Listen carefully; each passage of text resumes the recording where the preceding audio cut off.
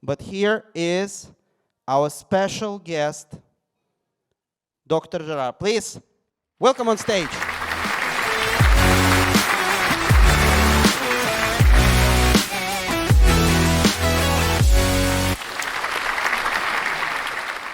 No, it's good. Thank you. Thank you very much. And first of all, welcome to Dubai. Second of all, I have to admit, I wasn't expecting this. I just got an email. They said, I didn't expect it either. mentioned so- the book. See? And they said there's a bunch of prominent people, investors coming to Dubai, and we'd like you to give a few welcoming notes. So I said yes to the ladies. And I prepared a fairly boring presentation so I can take you through some of the things that are happening in the UAE. And then I get hit with this. So I'm going to change plans for a bit, in the sense that I would, look, what I thought I would do to welcome you to Dubai and the UAE is, I think the idea was to tell you something about where the UAE is going in the future, because you're here, you want to see what's happening, what's not happening. And I thought it's better to show you what's going to happen in 2024. So one of the things we talked about in His Highness's leadership style and what we all get used to in Dubai, and I'm sure everybody who lived in Dubai would back this up, is this energy we have in Dubai is contagious. Everybody thinks that they can suddenly. I used to hear this when I was growing up about the US, the American dream.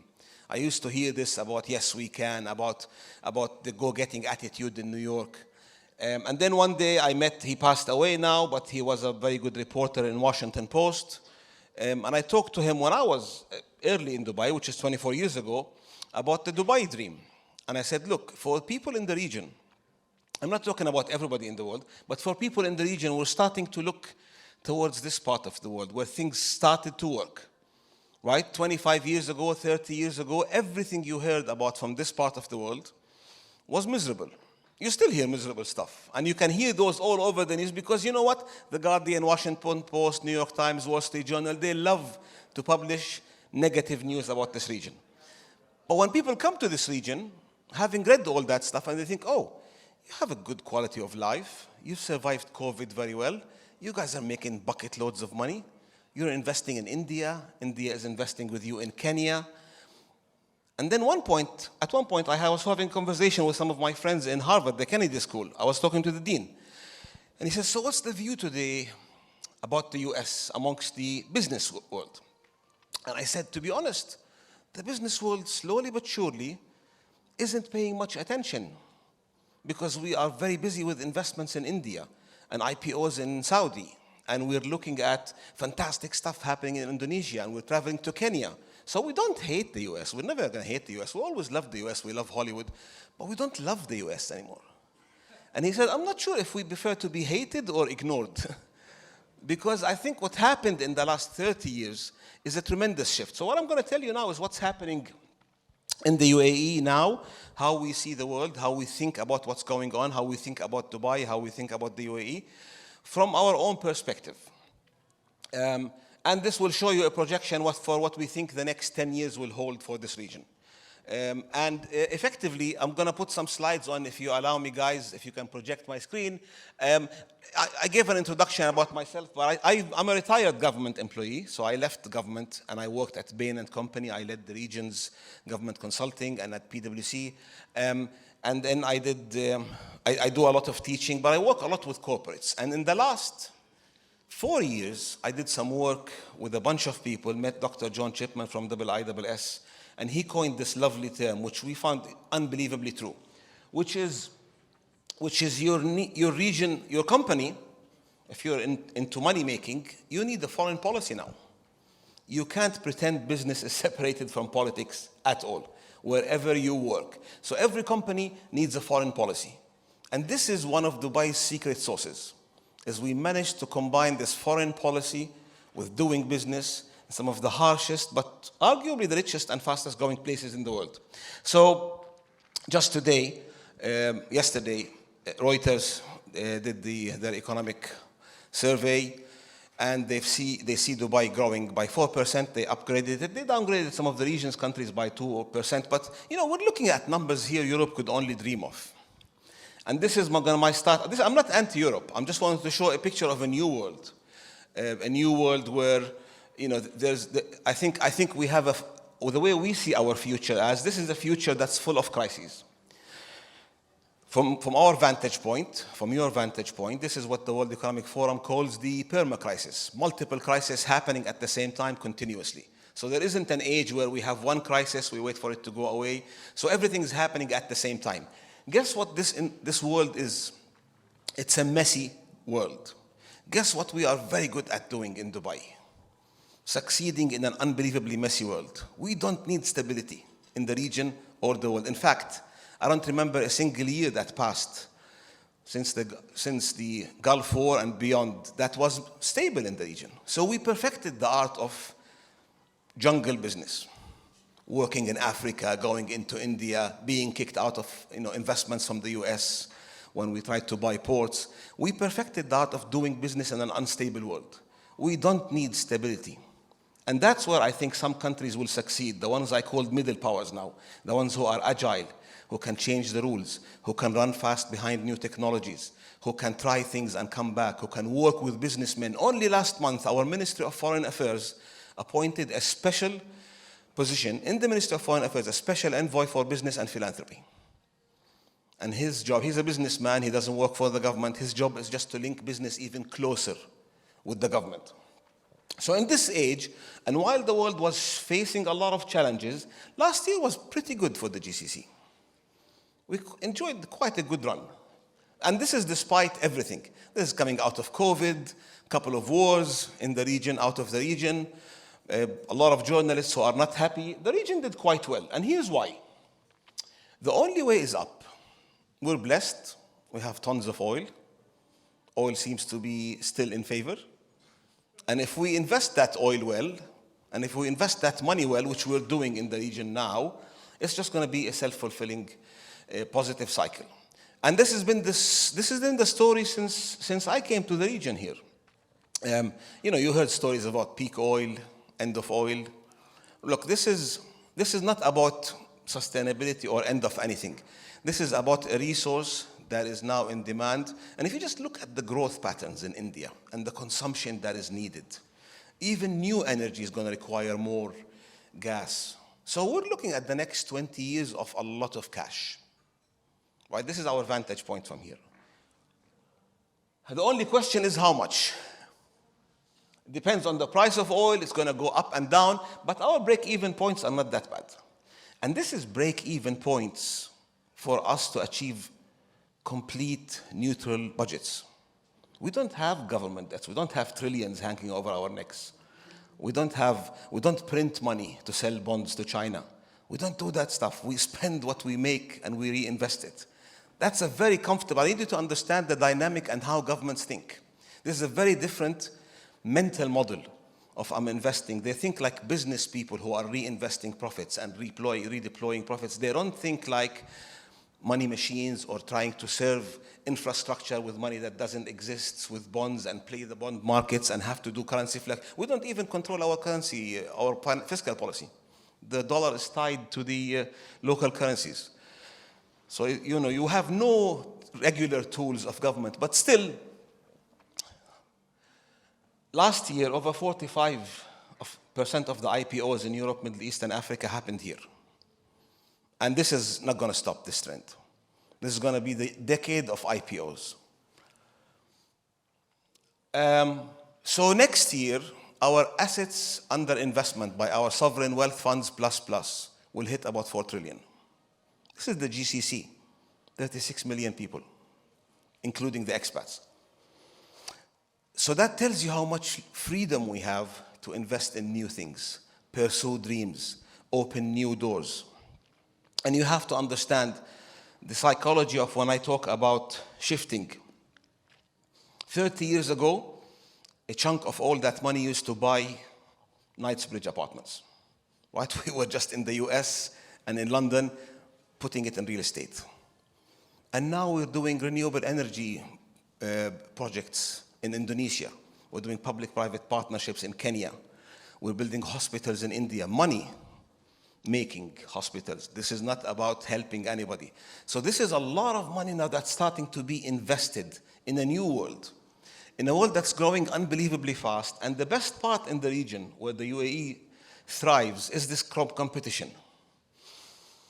Everybody wants to have the best airline. Everybody wants to have the best airport. You know what competition does to your businesses? It keeps you on your toes and you don't get fat along the waist, right? You keep running.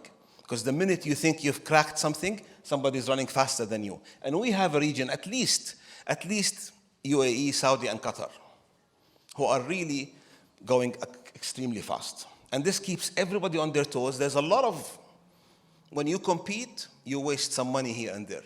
But net, I think there's a lot of good stuff happening. One of the areas we're competing in is this technology frontiers. If you want to meet new startups in crypto, if you want to meet the crazy 3 guys who are thinking about the next big thing in AI or Telegram or whatever, you could find them probably in this hotel or somewhere down the road, not because we are Silicon Valley. We don't even have a technology school.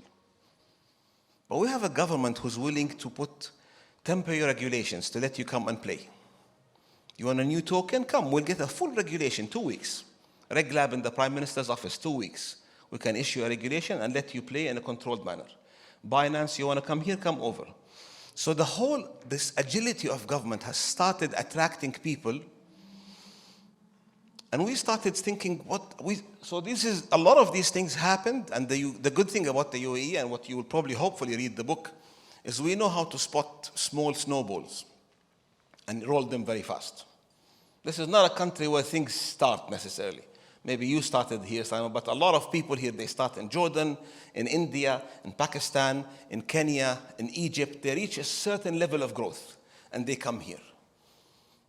Israel calls itself the startup nation. We call the UAE the scale-up nation. You start up in Egypt, you start up wherever there's a great school. But you want to scale up in the region, you come here. And when I say the region, let me tell you a lesson I learned from day one when I joined His Highness's office. They kept saying Dubai and the region, Dubai and the region. And I said, what's the region? This was the year 2001. I came from the UK, by the way. I used to teach in Cranfield University. And when I left the UK, you'll like this story about speed. They were discussing expanding, adding 1 lane to the M25. Dubai was built. We built about 17 towers, a media city, internet city, DIFC. And I went back to give a lecture in Cranfield in the year 2008. And what's on the front page news? Should we expand the M25 by 1 lane? And I think there's something fundamentally different about the energy flows here. Somebody has gone to sleep. It reminds me with the Roman Empire at the end of their days. The end of days in empires is 50 years. It's not 1 year. It's 100 years. You can see the slowdown, the bit of extra fat on the belly. The empires don't disappear in 1 day or a week or one mistake. But you can see the slowdown. And you can see the hungry other empire or the other region with the hunger, with the flare coming up. So the speed is one of the things that we always talk about here. And the technology has started to boom. So Abu Dhabi decided, and Dubai, we want to go after this thing called AI. We don't really understand where it's going. I don't think anybody does. Sam Altman pretends sometimes, but I don't think anybody really knows where this is going. But we know this is the future. It's one of those things where we know everybody's going to make money out of this. Everybody's going to benefit, and whoever controls it will control the future. How? We're not 100% sure. It feels like sitting between a bunch of farmers in the first industrial revolution times and think, you know what, this thing called steam train, we better get on top of it. We know that whoever controls this is going to control the world. How? I don't know. Is it going to be a time where somebody's going to pave the whole world for this thing to work? That sounds nuts. The whole planet? You want to pave the whole planet for things to roll on wheels? That sounds nuts. But we know it's the future. Abu Dhabi now is all over this. Microsoft just jumped in an attempt to corner out other strategic partners. They put 1.5 billion. And we have one of the fastest Arabic language models. And then you look at the real secret weapon of this country and Dubai, which is the supply chain. Which is the ports, the airlines. At one point when COVID hit, 1 out of every Two at 1.2, then it became one out of every 20 vaccines around the world came through Dubai. Emirates Airlines, within 2 months, retrofitted half of their fleet to carry cargo chilled.